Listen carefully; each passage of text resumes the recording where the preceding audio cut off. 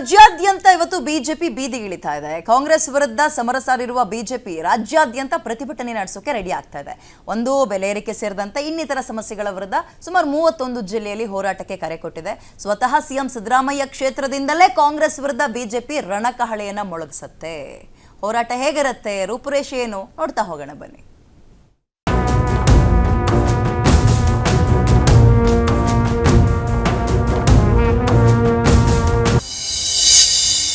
JDS BJP ಮೈತ್ರಿಯಲ್ಲಿ ಬಿರುಕು fix.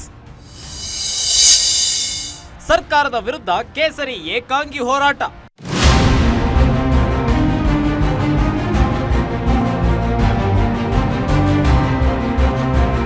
ರಾಜ್ಯ ಸರ್ಕಾರದ ವಿರುದ್ಧ ಸಮರ ಸಾರಿರೋ ಬಿಜೆಪಿ ರಾಜ್ಯವ್ಯಾಪಿ ಪ್ರತಿಭಟನೆ ನಡೆಸಲು ಮುಂದಾಗಿದೆ. ಬೆಲೆ ಏರಿಕೆ, ಮುಸ್ಲಿಂ ಮೀಸಲಾತಿ, ಎಸ್ಸಿಪಿ, ಟಿಎಸ್ಪಿ ಹಣ ದುರುಪಯೋಗ ವಿಚಾರವನ್ನೇ ಮುಂದಿಟ್ಟುಕೊಂಡು ಜನಾಕ್ರೋಶ ಯಾತ್ರೆಯನ್ನ ಮಾಡ್ತಿದೆ.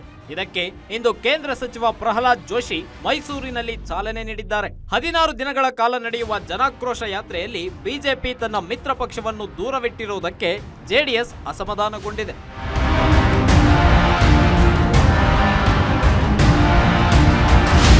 ರಾಜ್ಯದಾದ್ಯಂತ ನಡೆಯುವ ಬೃಹತ್ ಪ್ರತಿಭಟನೆಯಲ್ಲಿ ಜೆಡಿಎಸ್ನ ದೂರವಿಟ್ಟಿರೋ ಬಿಜೆಪಿಯ ನಿರ್ಧಾರದಲ್ಲಿ ಹಲವು ರಾಜಕೀಯ ಲೆಕ್ಕಾಚಾರ ಇದೆ.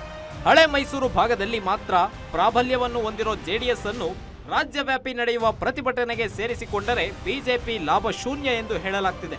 ಇದು ಜೆಡಿಎಸ್ಗೆ ಇತರೆಡೆ ನೆಲೆ ಕಂಡುಕೊಳ್ಳಲು ಮಾತ್ರ ಸಹಾಯವಾಗಲಿದೆ ಎನ್ನುವ ಅಭಿಪ್ರಾಯದ ಕಾರಣಕ್ಕಾಗಿಯೂ ಪ್ರತಿಭಟನೆಯಿಂದ ಜೆಡಿಎಸ್ನ ದೂರ ಇಡಲಾಗಿದೆ. ಇದರ ಜೊತೆಗೆ ರಾಜ್ಯ ಬಿಜೆಪಿಗೆ ಮೈತ್ರಿ ಅನಿವಾರ್ಯವಲ್ಲ ಎನ್ನುವ ಸಂದೇಶದ ಜೊತೆಗೆ ಮುಂದಿನ ಚುನಾವಣೆಗೆ ಪಕ್ಷ ಬಲವರ್ಧನೆ ಮಾಡುವ ಕಾರಣವೂ ಇದೆ.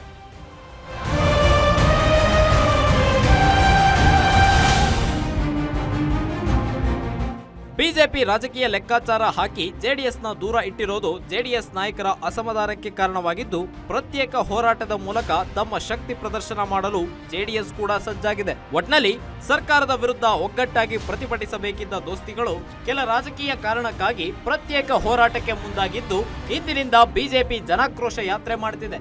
ಜೆಡಿಎಸ್ ಅದಿನ್ಯಾವ ಯಾತ್ರೆ ಮಾಡುತ್ತೋ ಕಾದ್ ನೋಡಬೇಕಾಗಿದೆ. ಕವನ Shivanna, political bureau, guarantee news, Bengaluru.